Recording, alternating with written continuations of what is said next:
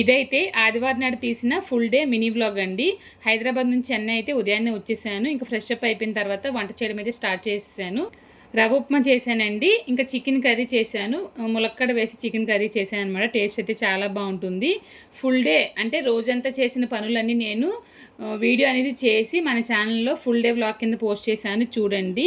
అంతేకాకుండా నేను YouTube creators collective మీటింగ్కి వెళ్ళాను కదా, అది కూడా ఫుల్ డే వ్లాగ్ కింద పోస్ట్ చేశాను. మర్చిపోకుండా అది కూడా చూడండి.